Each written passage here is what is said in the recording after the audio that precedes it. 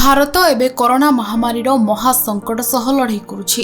एही संकट वर्तमान ऑक्सीजन नाम नहीं। देश में केतेक स्थान में ऑक्सीजन अभाव तो अन्य केतेक राज्य में ऑक्सीजन को पहुंचाइबाकु नहीं देखा देइछि नाही नथिबा समस्या। एही महासंकट में भारतीय रेल विभाग और वायुसेना अंटा सळखिचंती मनुष्यर संजीवनी को मनुष्य पाखरे पहुंचाइबा पई। ऑक्सीजन एक्सप्रेस और एयरफोर्स वर्तमान ऑक्सीजन कंटेनर्स को गोटे स्थानरू अन्य एक स्थान को पहुंचाइबारे कार्यरत, जहाँकि सप्लाई मेसिन रे अनेकांशरे सहायक होई परिबो। तेबे आपनक मनरे एबे बहुत प्रश्न सृष्टि होउथबो कि अचानक कोन पई एभली अम्लजानर विपत्ति देखादेला। आम देश रे एबे ऑक्सीजन रो अभाव अति मात्रा रे देखिबाकु मिलुछि। तेबे आज आमे देश रे देखा जाउथबा ऑक्सीजन रो अभाव सरकार को तरफरु कोन कोन एथिपई पदक्षेप निया जाउछि, जहा द्वारा अभावरत ही ऑक्सीजन रो मात्रा को पूरा करा जाय परिबो। आ सबुठारु बड़ कथा, कोविड महामारी कारणरू मुख्यतः ऑक्सीजन अभावरू मृत्युवरण करुथबा लोकमानकु किपरि सहाय्य करा जाय परिबो। ए सब विषय रे आज आसंतु जानिबा ए स्वतंत्र रिपोर्टरू। साधारणतः ऑक्सीजन दुई प्रकार, जहाँकि मेडिकल इमरजेंसी पई तो अन्यटी इंडस्ट्रियल सेक्टर पई व्यवहार करा जाय थाए। तेबे केतेक न्यूज रिपोर्ट अनुसार 2020-21 मसीहा भितरे पाखापाखि 9294 मेट्रिक टन रो अम्लजान भारतरू अन्य देश को रप्तानी कर दिया जायथिला। तेबे से रप्तानी करा जायथिबा ऑक्सीजन लिक्विड भितरे केवल 8828.30 मेट्रिक टन बांग्लादेश को दिया जायथिला। एहा पर नेपाल को 216.13, भूटान को 220.15, नाइजेरिया 16 एवं सिंगापुर को 10 मेट्रिक टन ऑक्सीजन आम भारत तरफ दिया जिबार रिपोर्ट रे दर्शा जायथिला।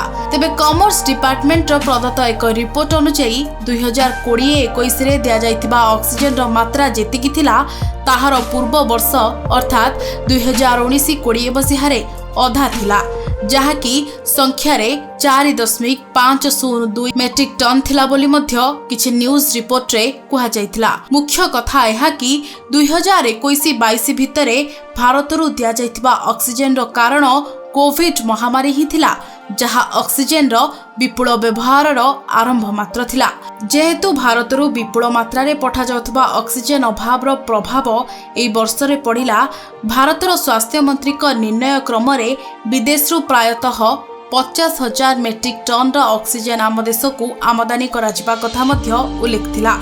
केतेक न्यूज रिपोर्ट अनुसार एप्रिल 18, 2021 मसीहा सुधा भारत रे प्रायतः दिन को 4300 मेट्रिक टन रो ऑक्सीजन व्यवहार करा जाउथला, जहाँकि कोविड महामारी पूर्वरू मात्र 850 मेट्रिक टन गोटे दिन में व्यवहृत हेउथला।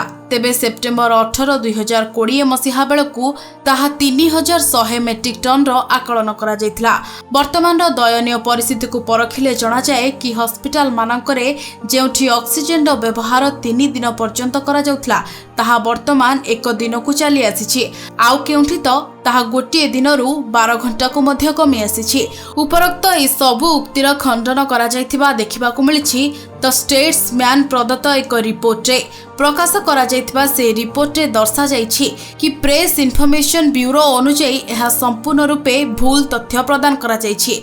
एहा पर एनडीटीवी पक्षरु मध्य कुहा जायछि कि वर्तमान पर्यंत 2021 मसीहा फेब्रुआरी मार्च मासर भारतरू पठा जायथिबा ऑक्सीजन मात्रार डाटा एजाबत दिया जाय नाही, जहा वर्तमान एहार प्रकृत तथ्य उपरे एक बड़ प्रश्नवाची सृष्टि करिछि।